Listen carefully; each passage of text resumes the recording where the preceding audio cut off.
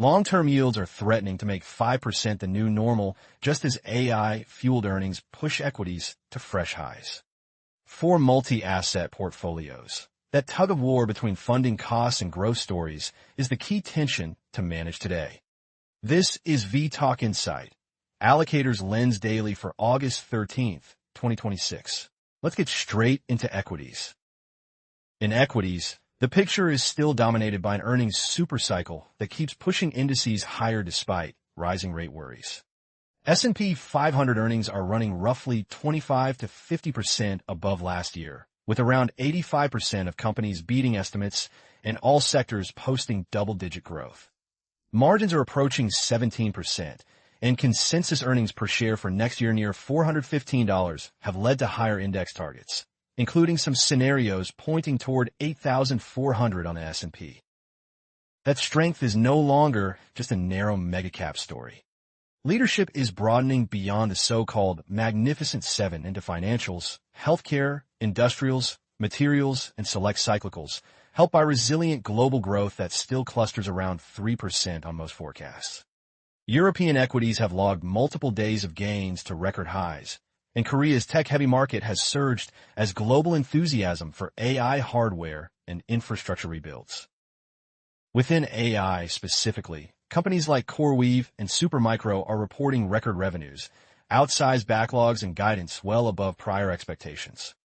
Demand for NVIDIA GPU capacity remains exceptionally tight, with some older generation chips retaining value far longer than anticipated and contracts extending several years out at premium pricing. That combination of strong earnings and visible demand supports the case that AI infrastructure is still in an early build-out phase rather than the end of a boom.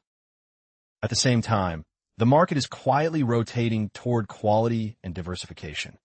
Large allocators are flagging concentration risks, with some funds seeing nearly a quarter of assets in their top 10 holdings and 9 of the 10 biggest performance contributors coming from semiconductors.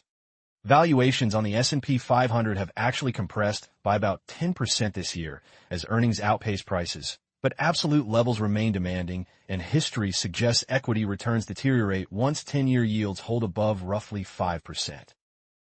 That rate sensitivity matters because the AI boom is becoming more capital-intensive, with hyperscaler capital expenditure expected to exceed $1 trillion next year and financing increasingly reliant on debt and private structures. Many AI leaders still have thin or negative profits. Token pricing for models is likely to fall over time, and some observers describe bubble-like dynamics even as revenues surge. Volatility indices are back in the mid-teens, and spot markets continue to grind higher. But leverage has not meaningfully declined system-wide, so a 5 to 10% pullback on a rates or geopolitical shock remains a plausible reset. For equity allocators, the key watch points are the durability of this earnings momentum, especially in AI and cyclicals, and whether upcoming inflation data allow long-term yields to stay in a normal but not destructive zone. Turning to rates, the main tension is between a data-driven pause narrative in the near term and powerful structural forces pushing long-end yields higher over time. Recent consumer price reports have come in at or slightly below expectations, with core inflation drifting toward the mid-2% area and goods disinflation still underway. Softer rents and a labor market adding only about 20,000 jobs per month, with wage growth barely above 2.3% annualized, have pulled down the perceived odds of another Federal Reserve hike at the next meeting. Several commentators now see the Fed staying on hold for an extended period as long as inflation follows this path. Yet the bond market is far from relaxed. Despite roughly 175 basis points of cuts to policy rates since 2024, 10-year Treasury yields are around 95 basis point higher, an unusual pattern that signals investors view current policy as too loose for the underlying inflation and growth mix. Historical patterns add to that unease. When a tightening cycle begins with inflation above 3.5%, it has often taken more than another full percentage point of hikes before price pressures are contained, and some warn that if the Fed does not move soon, it risks losing control of the long end of the curve. Massive fiscal deficits, unprecedented government and corporate borrowing, and an AI infrastructure build-out expected to generate hundreds of billions of new issuance over the next few years are all pushing term premia higher. Against that backdrop, some now talk about a 5% floor for the 10-year and the possibility of 30-year yields pushing through 6% next year, even if the policy rate itself moves only modestly. The rising correlation between oil prices and 10-year yields, combined with persistent supply disruptions and geopolitical tensions, reinforces the idea that future inflation shocks are likely to show up most forcefully at the long end. Investors are responding by favoring 2 to 7-year treasuries, while the very long end faces heavier pressure from deficits and issuance. Positioning adds a final layer of optionality. Speculative and systematic investors are heavily short long-duration treasuries, with negativity near multi-decade extremes and trend following models leaning short ahead of key inflation releases. That sets up a near-term binary path. A hot CPI print could drive yields sharply higher and tighten financial conditions, while a soft surprise could trigger a violent short covering rally in duration, even if the longer-term trajectory for yields remains upward. For rate allocators, the trade-off is between improving carry and convexity at today's levels and unresolved risks around policy credibility, deficits, and energy-linked inflation. In credit, surface comm hides growing dispersion beneath the indices. Headline spreads remain at historically tight levels, encouraging a focus on higher quality issuers and leaving many allocators cautious about adding incremental credit risk at current valuations. At the same time, the risk-reward in fixed income more broadly has improved as higher yields provide a larger income buffer, with some estimates suggesting that even a 50 basis point rise in Treasury yields could still leave total returns positive for many bond portfolios.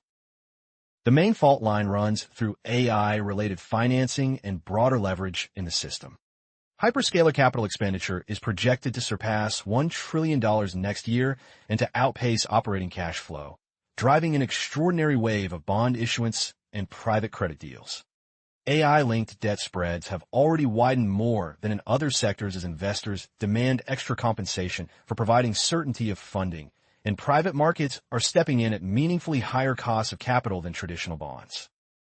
Importantly, much of the recent spread widening in AI names appears tied to sheer supply and market congestion rather than an obvious collapse in fundamentals, but it still raises questions about where the marginal buyer of risk will come from. Layered on top are concerns about persistent high debt loads across major economies and corporates, which could push investors to demand higher-term premia for both sovereign and credit risk over time.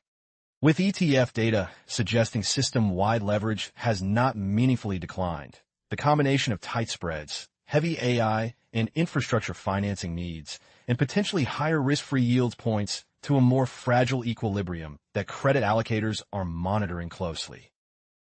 In foreign exchange, policy divergence and inflation surprises remain the dominant drivers. Market expectations around U.S. inflation are relatively benign, so an upside surprise on the next CPI report could produce an outsized reaction in the dollar, particularly against the euro and the yen. A softer print, by contrast, would likely reinforce the current range-bound backdrop and keep carry trades in favor rather than triggering a dramatic dollar reversal. Japan remains the focal point for global FX risk. Despite several episodes of coordinated intervention totaling well over $150 billion in recent years, the yen continues to weaken as Japanese policy rates stay far below those of other major central banks. Long-term Japanese yields are grinding higher on inflation credibility concerns, but real rates remain deeply negative, and there is lingering uncertainty over how far the Bank of Japan and the government are willing to go to stabilize the currency. Some observers also note the risk that any escalation in Japanese selling of U.S. treasuries to support the yen could reverberate through global bond markets, linking FX directly to long-term rates. In Europe, a prospective Fed pause could allow for gradual euro appreciation, but elevated gas prices, lingering energy security worries, and softer relative growth keep a lid on that upside. The U.S. is increasingly viewed as a relative safe haven, benefiting from more resilient growth, less severe energy constraints, and still attractive short-term yields. So currency allocators are watching policy paths in Washington and Tokyo as closely as they are watching the data. In commodities, the energy complex continues to act as both a macro shock absorber and a potential source of renewed inflation pressure. Brent crude is holding near $90, and the International Energy Agency now expects global oil inventories to draw down at more than twice the previously forecast pace this quarter. Strategic petroleum reserves in the U.S. are at 40-year lows, limiting the system's ability to cushion future shocks, while ongoing disruptions around the Strait of Hormuz keep a geopolitical risk premium embedded in prices. Flows through Hormuz have surprised on the upside at times, but Gulf exports remain below pre-war levels and vessels still face meaningful risk from both Iranian and U.S. forces as negotiations drag on. Persistent supply disruptions elsewhere, from the Panama Canal to the Danube and the Russia-Ukraine conflict, are also contributing to elevated fuel costs and have pushed the correlation between oil prices and 10-year yield higher. That linkage means commodity shocks are now feeding more directly into the long end of the curve, reinforcing the higher-term premium environment already created by deficits and AI-driven borrowing. European natural gas prices illustrate how uneven this landscape is across regions. Gas remains more than double pre-war levels amid constrained liquefied natural gas flows, and demand destruction rather than new supply is seen as the main balancing mechanism. At the same time, Europe's power grids are under heavy strain from surging connection requests for data centers, batteries, and renewables, prompting plans for tens of billions in grid investment and highlighting the ongoing need for dispatchable conventional generation. For commodity allocators, the key questions are how far current tightness and geopolitical risk can run before sparking demand destruction, and how quickly the energy transition can ease these structural bottlenecks.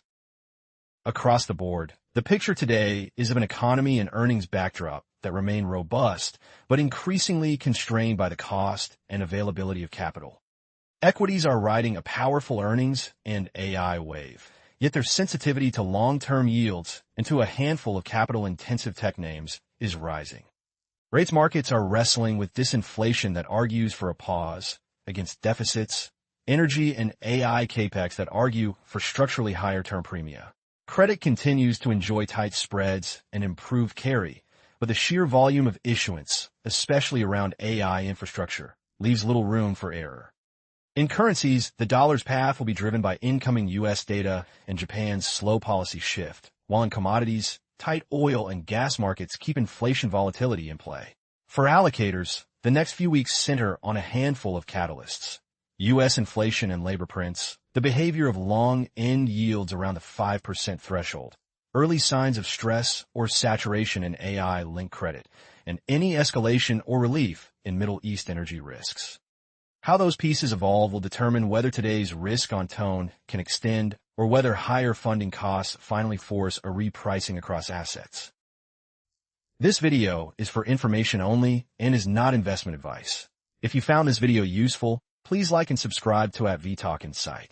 Alternatively, visit vTalkInsight.com to chat with our specialized AI market assistant and access the latest interactive market insights.